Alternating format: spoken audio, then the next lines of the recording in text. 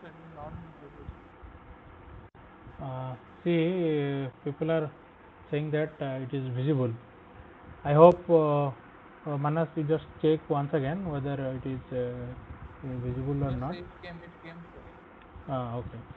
So today in this lecture we will discuss about the vibration analysis procedure. I have already yesterday I have already give you some hints about what is the different vibration analysis procedure, how we will do vibration analysis here.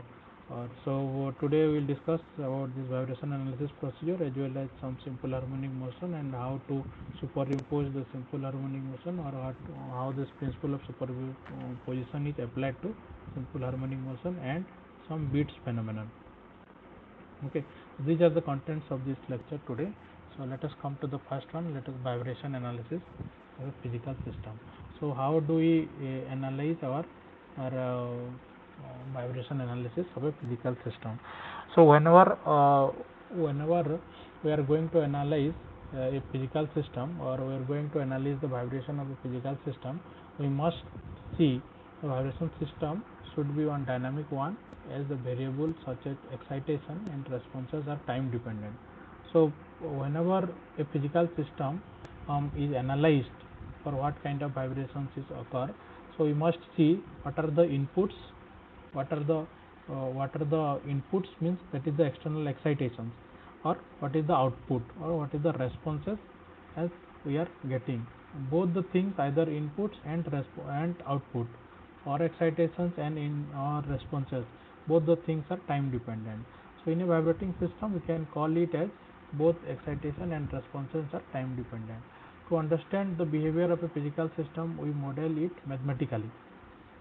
So as I have already told you since from the starting of the class, this physical system, any physical systems can be written in a mathematical form.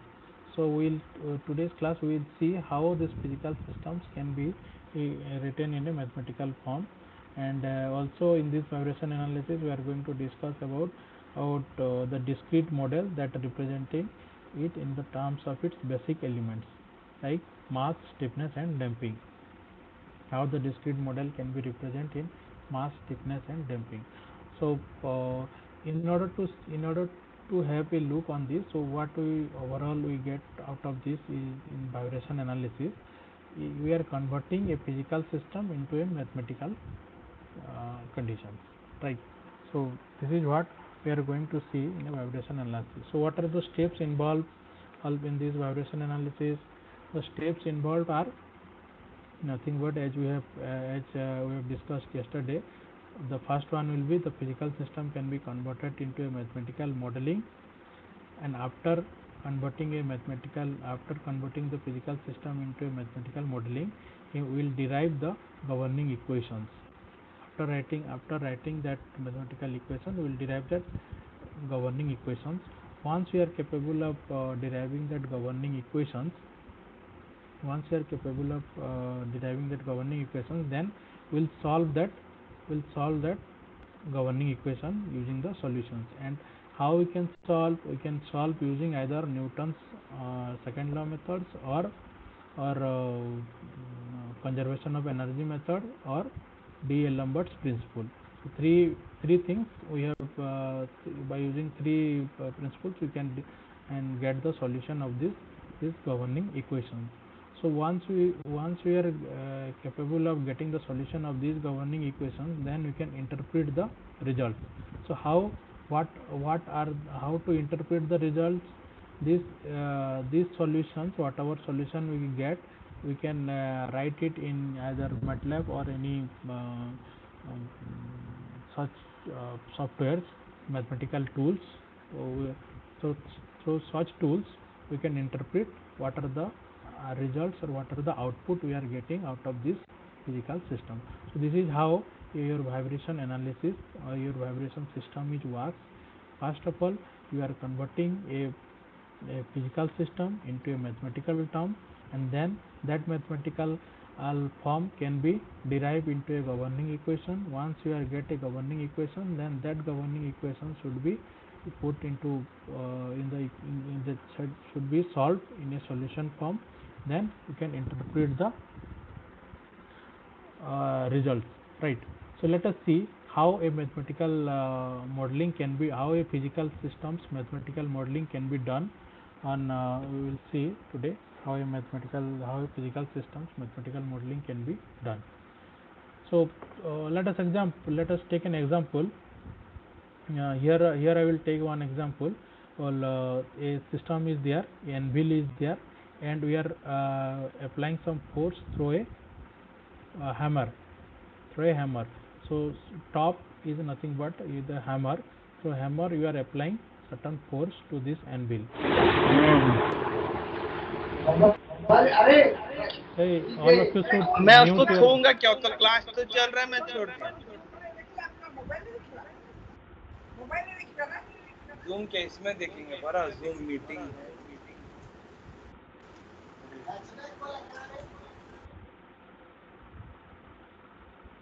So this anvil should be kept with an elastic pad, and this elastic pad can be placed with the foundation block, right? With the foundation block, and below that at all of you should mute yourself, right?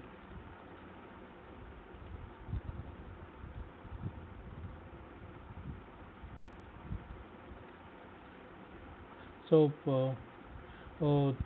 this hammer is placed to the anvil, and anvil is placed to the elastic pad, and then it is foundations. So how to model that how to model this system in mathematical form? Suppose we will consider let us see. Suppose we will consider that this hammer is in the top, and you can see a body of, if we are considering the mass of this anvil and this foundation in one block, and you can consider this soil as the damping force. Soil is having both damping and soil stiffness.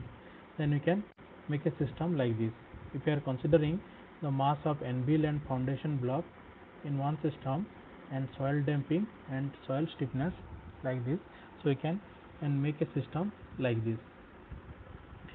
Also if we are giving some displacement to this anvil or this foundation block, then that displacement can be, let it be x1. So this can be treated as a vibrating system, and we can write the mass as mass of anvil plus foundation will be acting as here mass. Soil stiffness, as we can call it as that C, is soil damping, that called as C. You can take the damping coefficient and the damping velocity, and you can take it as the soil stiffness, whatever the stiffness of the soil, you can take it and its displacement, right? So you can write the mathematical equations like what we have written in yesterday. Okay, so if we see here what I have taken, anvil and foundation block as one unit.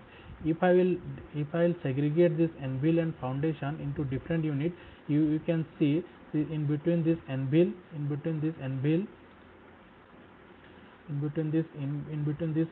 and your foundation block, there is one block called as elastic pad. Okay, so you can call it as, if we take separately the mass of anvil and foundation block separately, then in between this anvil and foundation block there is one elastic pad. So in elastic pad is also, if you will consider elastic pad is also having some damping elastic pad as well as stiffness of elastic pad, right?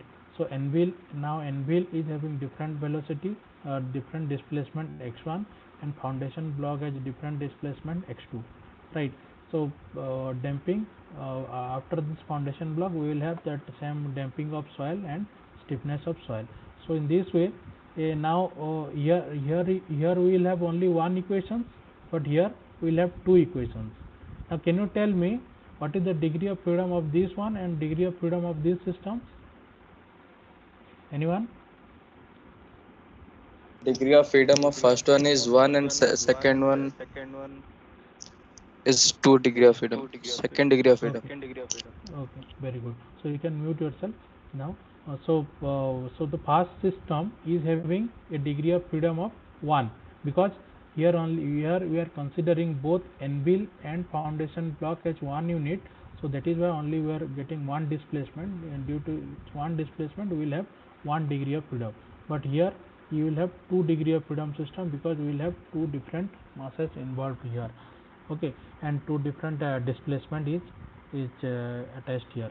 So the whole the system will be described with the 2 different equations. So you can write here these systems can be written in 1 equation, and these systems can be written in 2 mathematical equations. Now at least you get some idea how a physical systems can be written in a mathematical form. So how to write that physical system into a mathematical form? We'll have to first, what we'll have to do, the mathematical model may be linear or non-linear depending on the behavior of the system's component, right? Whether these systems can be linear or non-linear depending on the what kind of systems component we have in the systems, right? So linear model permit quick solution and are simple to handle. Though if the system is a linear model, then it is very quick to solve that kind of systems. However, non-linear model sometimes reveal certain characteristics of the system that cannot be predicted using linear model. So non-linear model at some time is a little bit of complicated, and we'll have it will take some time to solve that kind of equation. So mostly linear will have it will be easier if we are having linear vibration systems. So the thing is that here, so in order to write the mathematical equations of this physical system, you will have to first draw the free body diagram of this system. So this is what you can call it as your physical system we have segregated, and then we will have to draw the free body diagram of this whole unit, right? Where the displacement will be there, what is the reaction force of this damping, what is the reaction force of this stiffness of this spring stiffness, right? Once you are able to draw the free body diagram of these systems, then you can easily write the mathematical equation. So drawing the free body diagram in this kind of system is a must. That is why I have shared you that document. That document is also, whatever document I have shared, that is also having some prerequisition that how to draw that free body diagram. Most of you have done in the drawing the free body diagram in your mechanics, right? That is why that to brush up your mind, you need some knowledge of your free body diagram. So once you are capable of draw the free body diagram of each two masses clearly, then your writing the equations of these two masses will be lots easier, because as we already know that there is two different mass or two different displacement of x1 and x2. So obviously you will have two different equations. How we will get the two different equations? For that we will have to get the free body diagram of these two mass, right? How we will write all these things we will discuss one by one. This is only just an overall idea how a physical systems can be written in a mathematical form, right? I think hope you have some idea about how we are converting a physical system into a mathematical system. Let us take one more example.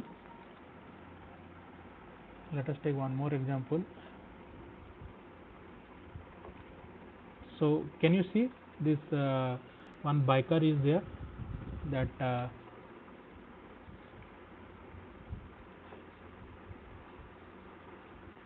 can you see one biker is there, and the rider is having certain mass, as well as the bike is having certain mass. And this, as I have already told you, the bike is having some spring or damper and all these things, spring and damper. the bike is having some spring and damper. Here also some spring and damper in the front wheel, and this tire and wheel is also there, and the base. So if we are converting this system, suppose consider this is the whole mechanical systems. All of you are listening, right? Am I audible to all of you? Yes, sir. Yes, sir. Okay. So Yes, sir. okay. Okay, so this is the consider this is your physical systems, and we'll have to write the mathematical equations for this kind of system. Okay, so let us consider the this if you don't want a complicated systems, if you want to write it in simple way, so I'll consider this whole system, the mass of the rider and mass of the bike is m equivalent, right? And as you already know that this strut and this spring in having some spring equivalent, k equivalent.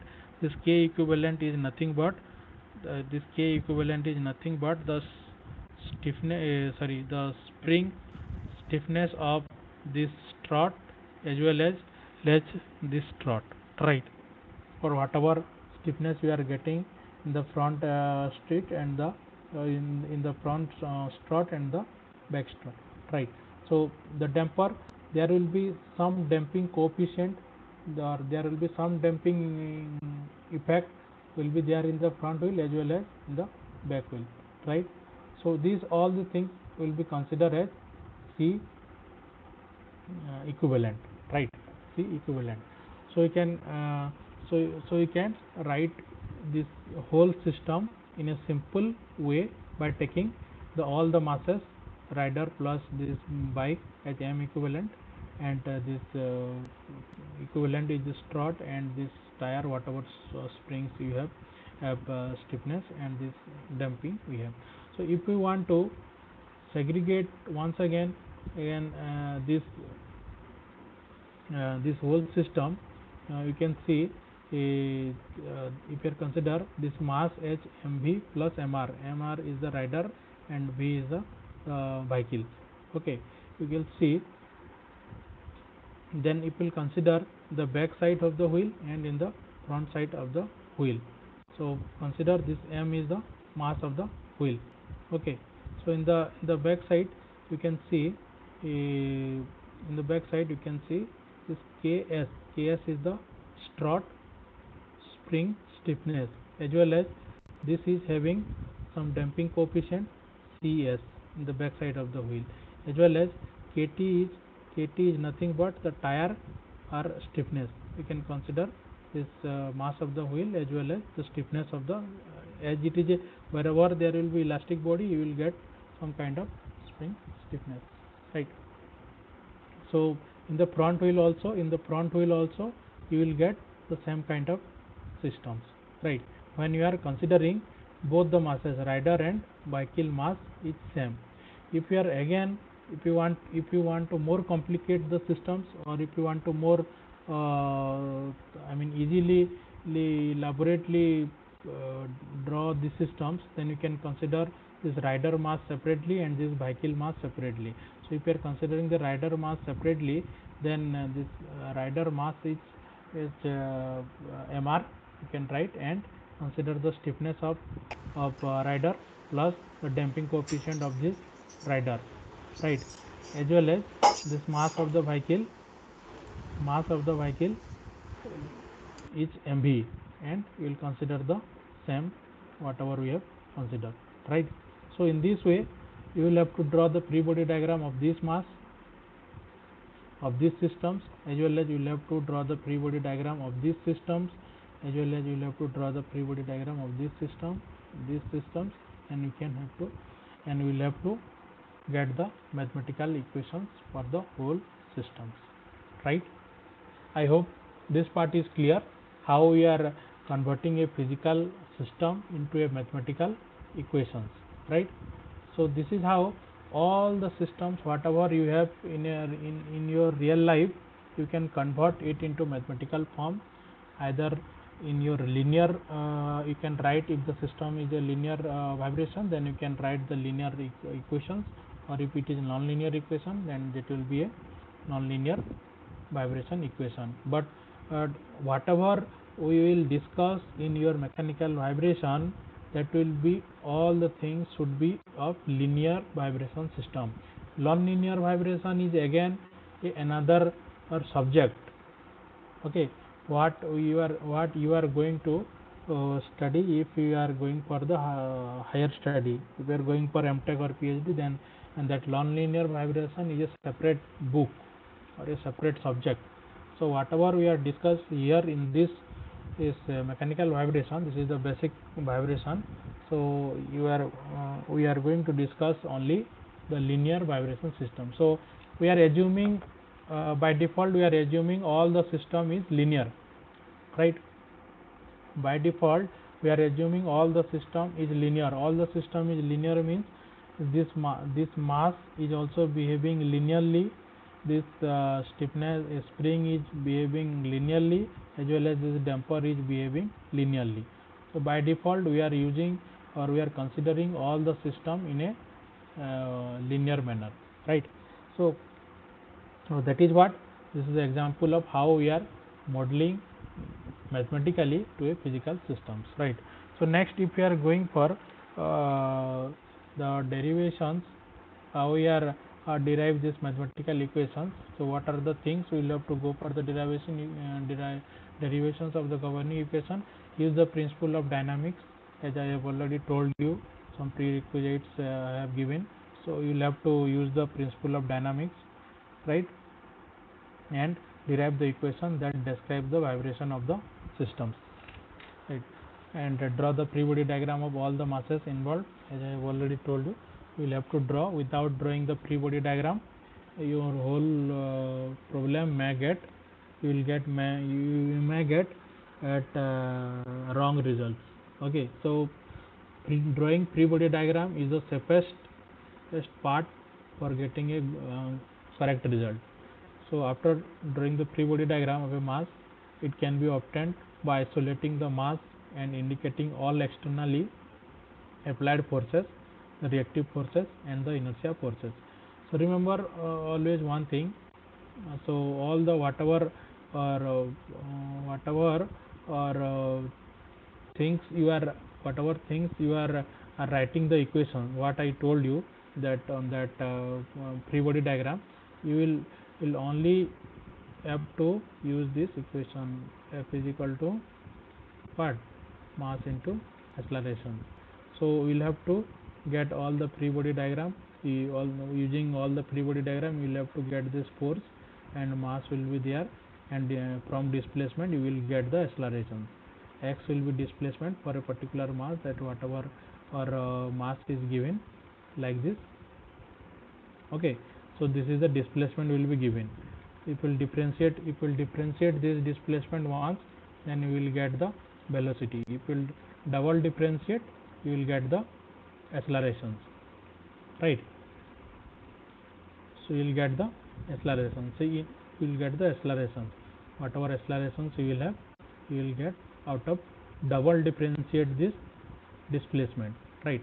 So here again we are going to see the importance of differentiation, d by dx or whatever it is. Okay, so you will get the role of differentiation here. We will differentiate the displacement once, then we will get the velocity, and if we will double differentiate the displacement, then we will get the acceleration, and mass will be given to you. As I have already told you, mass of, consider this mass of the rider and mass of the vehicle. Obviously it is known to us, you can easily get the mass, and if it is a deterministic type of vibration, then you will get the force. Okay, then you will get this equation, F is equal to ma. So with that help of these equations, we will get to know how to write the equations of a vibrating systems. Okay, once the equations of motion of a vibrating systems are usually in the form of set of ordinary differential equations. Why you will get this ordinary differential equation? Because anyway you will have to the differentiation, the displacement will be given, and you will have to get the either velocity. This as I have already told you, this mass is always associated with acceleration, this velocity is associated with what, damping coefficient c, and this displacement is associated with your stiffness, spring stiffness k. So k will always associated with x, but while we are going for calculation of this damper, then obviously we will have to differentiate this velocity to link with this damper, and double differentiate this displacement and with the mass. So whatever equations you will get, that equations will be in terms of your ordinary differential equation for a discrete system, and partial differential equations for a continuous systems, right? So now can you tell me what is the difference between these two, ordinary differential equation and partial differential equation? Manas Ranjan Tripathi, Yes. what is the difference between ordinary differential equation and partial differential equations?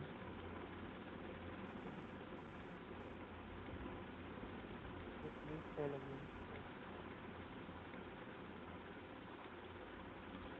What is the, which one is the ordinary differential equation, which one is the partial differential equation?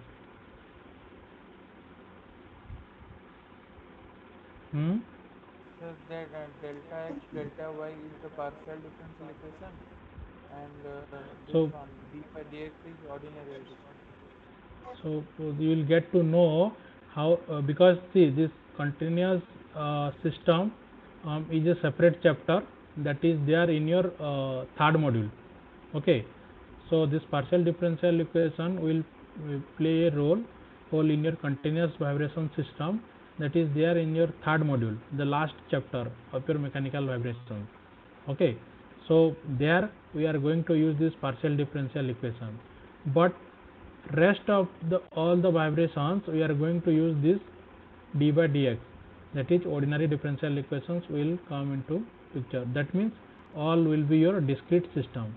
Discrete system means what? Discrete system means what? I have already told you, when your external force is,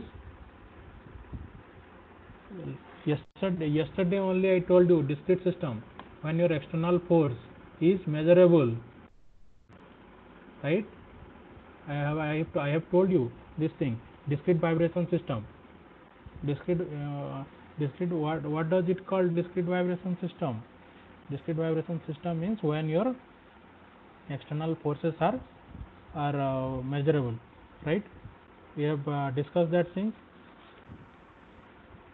Or deterministic will that external force is, when the magnitude of external force is in deterministic vibration, when your external force magnitude is known to us, then that is called uh, uh, deterministic vibration. And in discrete system we will have to see all the ordinary differential equation.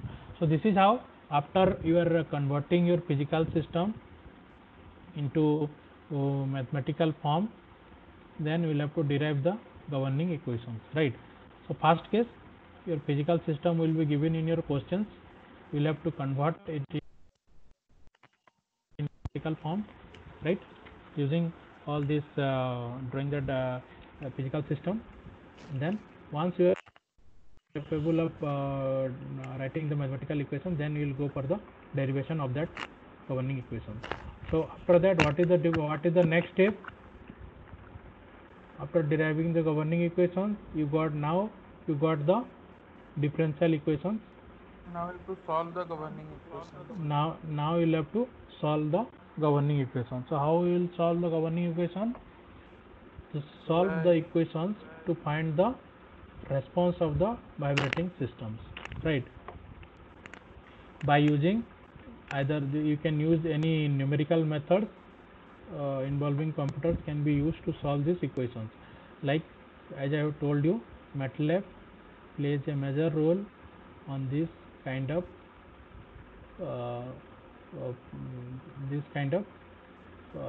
solving such kind of systems. Okay, solution to get the solutions. MATLAB. That is why I told you. Now if you have time, you try to learn. Those who have already learned, that is very good. Those who have not learned this software, try to start learning this software, so that we can able to do some project on this MATLAB. Okay, so the standard method of solving differential equation is a Laplace transform method, or you can go for either matrix method or numerical methods. Okay, these are the three techniques that we are going for or use to solve this solution of this equations. Now after solving that equation, then you will have to interpret the results out of that equation. So what are the how you can interpret the result? The solution of the governing equation gives the displacement, velocity and acceleration of the various masses of the vibrating system. This result must be interpreted with a clear view of the purpose of the analysis and possible design implications of the results. Like suppose if you will see those who have seen in those who have seen that heartbeat.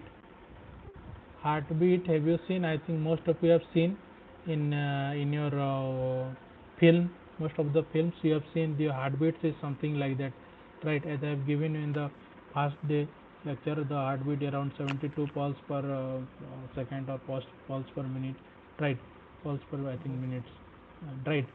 So see such kind of systems. So your body, suppose consider this is your body. Okay, your body contains your heart. Suppose consider this is your heart. Your heart will beat. I mean your heartbeat, obviously your whatever the frequency of your heartbeat is going, this is the physical systems, and we are converting all the physical system into that mathematical form, and that mathematical form is that certain program is going on calculating on that computer, and with that computer or some programming has been done. So with that programming, it convert your heartbeat into the result form. Okay, so what are the result or output you are getting? You are output getting in the terms of your certain frequencies, right? So how much how much frequency of your heart has been done, you can easily see in this output.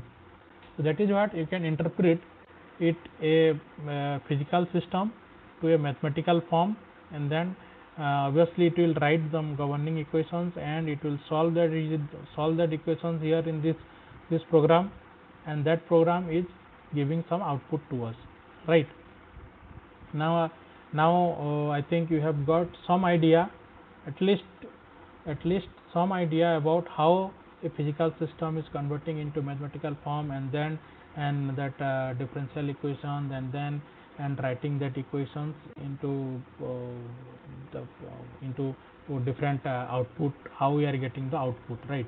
So if we will do such kind of program, then only you can able to know how actually these things has been converting.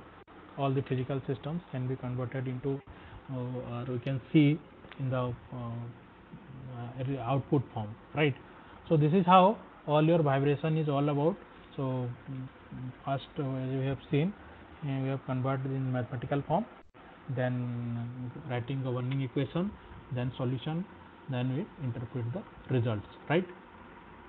Now let us see if we are getting such kind of output. So this may be a case of random vibration, right? This may be a case of random vibrations.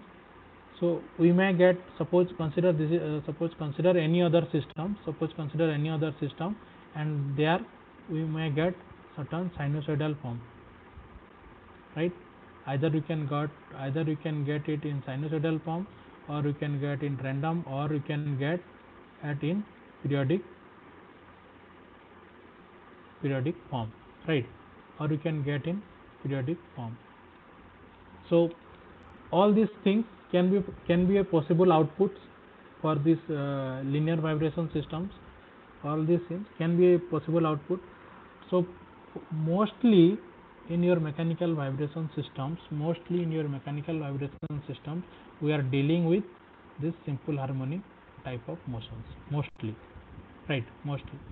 I am not telling all these systems here in simple harmonic motion, but mostly we are dealing with this simple harmonic motion. So let us see what, as I have already given you certain definitions of this simple harmonic motion. Let us see how this output, that is what we are getting out of it, how this output of simple harmonic motions will play the understand. We'll try to understand this in depth of the simple harmonic motions. Then we'll see what kind of things we can achieve here in simple harmonic motions.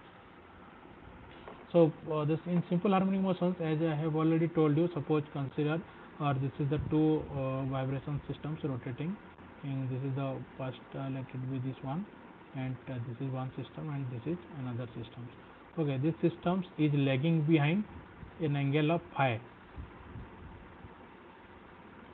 This inner circle is lagging behind an angle of phi.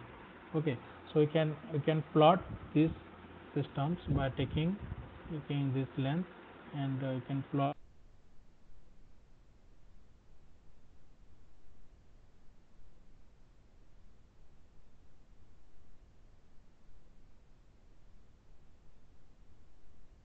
Sir, your voice is not audible.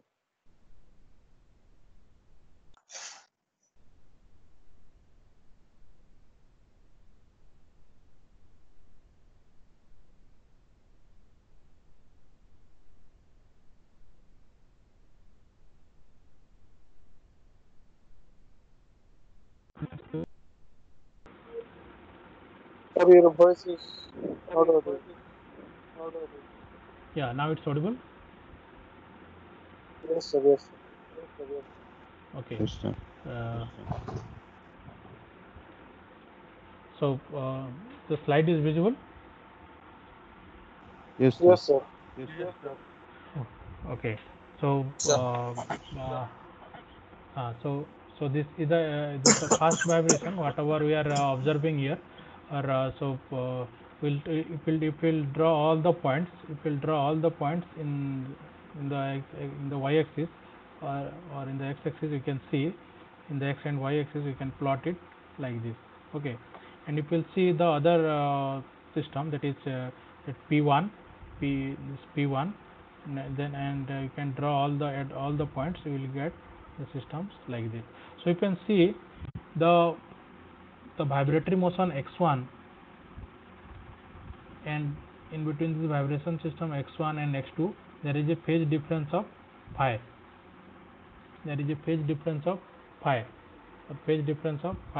Okay, so how we can analyze this, how you can write this motion of this vibratory system x1, that can be represented as the amplitude x1 is there for this vibration system x1. We can write it x1 sin omega t, as it is a sinusoidal form. So again, as this x2 is lagging behind of phi to x1, so we can write it as, with an amplitude of x2, we can write it as x2 sin omega t plus phi. So these are the two vibratory systems, or these are the two vibratory motions that can be represented for a simple harmonic motion. So now can you say that, can these two systems be superimposed with one another? Can these two systems be superimposed with one another? One can say yes, sir, because it is a linear system. As it is a linear system, so we can superimpose with one another. So we can superimpose with one another. Superimpose means one, we can add this. Two vibratory motion x1 and x2. Okay, so how to superimpose with one another? Let us see. Suppose consider we have the resultant motion of these two vibratory system can be of a systems like this. So so that let it be, the resultant motion will be x. Okay, so let it be the resultant motion of this two vibratory system x1 and x2 be x. So x will be equal to what? x1 plus x2, right? X will be equal to x1 plus x2. So x is what? X is nothing but the resultant vibratory motion of x1 and x2, right? The resultant vibratory motion of x1 and x2. So let us see this x may be, let us see this x, we can represent it in terms of x sin omega t plus beta. Okay, so the resultant and motions will be in terms of x plus sin omega t. So once we are capable of calculating this x and this phase difference beta, then you can get this resultant of these two vibratory systems. Are you getting or not? Right, up to this clear? So, but I am Up to having one doubt that this, Yes, sir. how they are coming to know that this 5 day difference between these two waves. this phi. Yes, sir. See, this is having one vibratory motion for these systems. If your physical system, suppose consider this is one physical system, and under one physical systems we have two rotaries, two vibratory elements, that is element 1 and element 2, or here we are considering element P1 and P2, right, in one physical system. So as this system is having some vibratory motions, so this can be represented in x and y form, or this displacement and in theta form, like in this vibration form, right? Yes. Right. So this system is represented in this vibratory motion or in this sinusoidal form, and this parts of your vibrating systems can be represented in this form, right? Suppose consider at certain point, consider this point, at this point the first curve, that is x1, at this point is achieved. So at this point the second curve, consider at this point the second curve is achieved here, right? Is approached at this point. So what is the difference between this and this? Because all this, because whole system is working at a single environment, but at the same time one system is achieving in this manner and another system is achieving in this manner. So obviously there is some phase difference between these two vibratory systems. So what is the phase difference? That phase difference is nothing but phi, Yes. phi angle, right? So that phase difference between these two vibratory system is phi angle. So we can represent in mathematical form in the first curve as x1 sin omega t, second form as x2 sin omega t plus phi, right? This phase difference. So in between these two vibratory system there is some phase difference is phi. So if we superimpose this vibratory motion and these vibratory motions, let us assume our resultant vibratory motion is x, and this can be resultant of this x1 plus x2. So let us consider this x is of x plus x sin omega t plus beta. So x1 plus x2 will be equal to x sin omega t plus beta, right? Or you can write this x sin omega t plus beta as, what you can write? x1 sine sine omega t plus x2 sine omega t plus Hi. phi. Okay, so if we are able to calculate this, x is what? X is nothing but the resultant amplitude. Are you getting or not? So here see, this is the displacement, this is the motion of the systems. So you can call it as so what is this term x1? This is nothing but amplitude, and this omega is what? Omega is what? Angular velocity. Frequency. Angular. Here frequency. Yes, Okay. sir. So see, if you have the same angular velocity or same frequency, then only you can add these two things. Okay, if you have same frequency, both are having, both the curve x1 and x2 are having the frequency omega.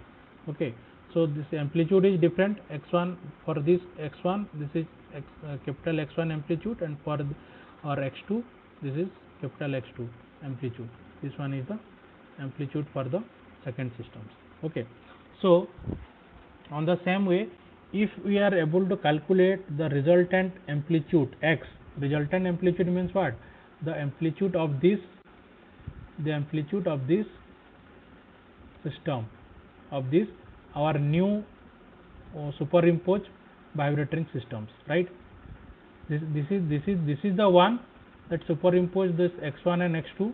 So we'll have to calculate the resultant of this x, resultant amplitude x, then what is the phase difference of this beta angle, then we can get the resultant of this two curve, right? I hope you understand these things. Yes, sir. Okay, so now what is our job? Our job is to calculate this x and beta, right? Now let us see. Actually, I have already calculated. I will show you in that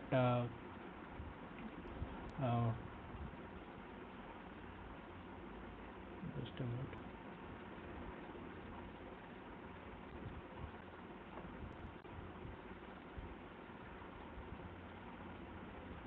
Can you able to see? No, sir. No, sir. No, sir. Now can you able to see? Yes, sir. Yes, sir. Okay. Yes, So sir. the first motions what we have taken? We have taken as small x1 is equal to x capital X1 sin omega t. Okay, and the second one we have taken x2 as x2 sin omega t plus phi, right? So these are the two different vibratory motions. Okay, so we'll have to add these two harmonic motions. So how we can do it?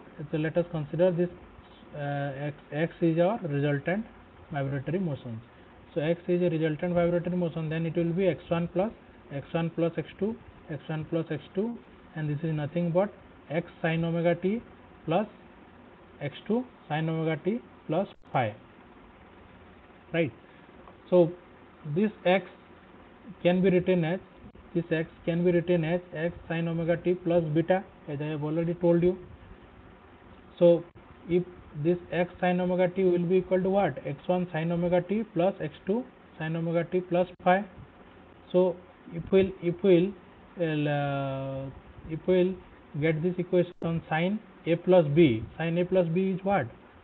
Sin a plus b is nothing but sin a into cos b plus cos a into sin b, right? So you can say like that, this is the x1 sin omega t plus x2 sin omega t plus phi will be equal We are to not x. audible properly, sir. Now I am audible. Yes, sir. Yes, sir. Okay, so see, if we will consider this equation number 3 and equation number 4. Equation number 3 and 4, or you just equate equation number 3 and 4. So on the left hand side I have written the x1 sin omega t plus x2 sin omega t plus phi, right? And on the right hand side I have written x, and I have just open the just apply the formula of sin a plus b. Sin a plus b is what? Sin a into cos b plus cos a into sin b, right? So so in the next step I have opened this term, this sin omega t plus phi. This sin a plus b. Sin a plus b is what? Sin a into cos b plus cos a into sin b. Okay. So now I got all these segregated terms, right? So now what I will do, I'll just take the common of sin omega t. If I'll take sin omega t in between this term and these terms, what I will get? x1 plus x2 cos phi, right? And cos omega t x2 sin phi, and that will be equal to, here if I will take sin omega t separately, that is x cos beta and x sin beta, right? So now if I will compare these equations, you'll see on the left hand side sin omega t and the right hand side sin omega t. So what are its coefficient of sin omega t? That is x1 plus x2 cos phi, and its coefficient is x cos beta. And cos omega t in the other part of the left hand side, cos omega t x2 sin phi and cos omega t x sin beta. So if we'll compare our this equation on the left hand side and right hand side, I will get x1 plus x2 cos phi will be equal to x cos beta. That is equation number 5, right? And x2 sin phi will be equal to x sin beta. That is equation number 6, right? So now up to this clear, right? Up to this clear? Anyone? Yes, sir. Or having any doubt? Just check it. No, sir. Yes, sir. Yeah, up to this clear. So we'll just compare left hand side and right hand side, and we'll get two different equations. That is equation number 5 and 6. Okay. Now, if I'll square both the side of these two equations, because I'll have to get at this sin square beta plus cos square beta is what? 1. So I'll definitely get this x here. If I'll put the square on both the equations, both the side of these equations, and add, then I will get x square cos square beta plus x square sin square beta, x square cos square beta plus x square sin square beta, and I will also apply the square on this side and this side, right? That is x1 plus x2 cos phi whole square plus x2 sin phi whole square. So by taking common x square, we are getting cos square beta plus sin square beta, which is nothing but equal to 1.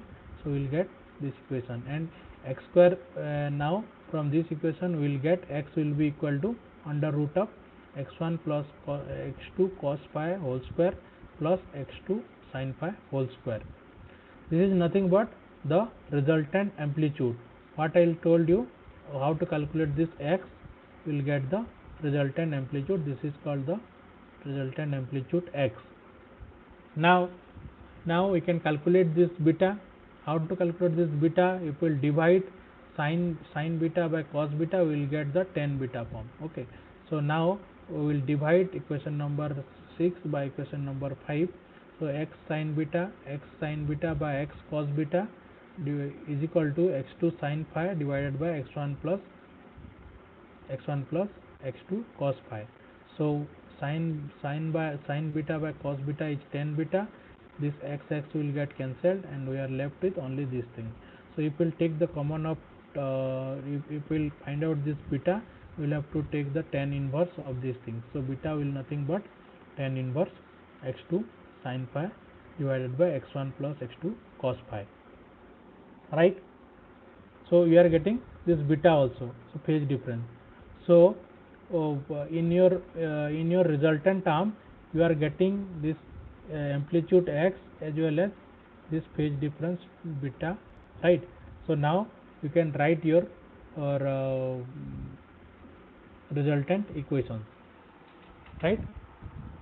Now I think you got to know how to